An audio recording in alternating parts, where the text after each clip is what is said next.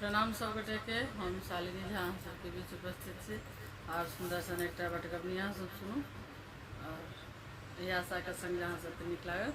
धन्यवाद। प्रीतम प्रीत लगा जाई विदेश गे, धरब जोगिन के भेस गे ना। प्रीतम प्रीत लगा जाई विदेश गे, धरब जोगिन के भेस गे ना।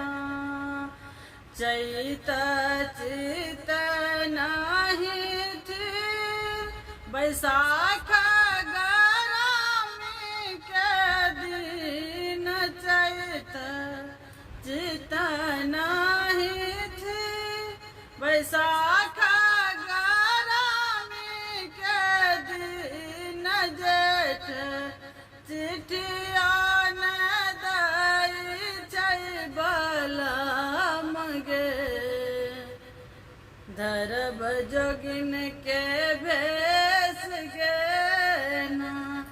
जेठ चिठिया न दई छै हमर बलम गे, धरब जोगिन के भेस गे ना। प्रीतम प्रीत लगा जाई विदेश गे, धरब जोगिन के भेस गे ना। अषाढ़ बरस दिन रात, सावन झिमक झिमक का पान। अषाढ़ बरस दिन रात, सावन झिमक झिमक का पान। भादव भादव रात के अनार पर मंडरावन गे, धरब जोगिन के भेस गे ना। भादव रात अनार पर मंडरावन गे, धरब जोगिन के भेस गे ना।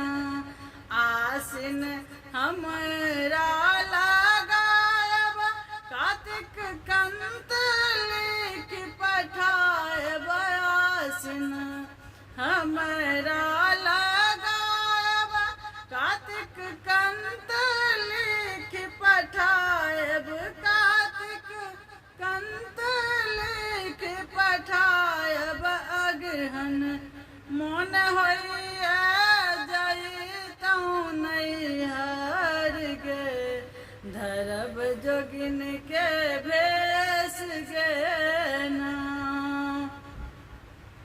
प्रीतम प्रीत लगा जाई विदेश गे, धरब जोगिन के भेस गे ना। पूसा सिर के भरायब, माघ पिया के बजायब। पूस सिर का भरायब, माघ पिया के बजायब। फागुन फगुआ खेलतौं दोनों मिली संग गे, धरब जोगिन के भेस गे ना। फागुन फगुआ खेलतौं दोनों मिली संग गे, धरब जोगिन के भेस गे ना। धरब जोगिन के भेस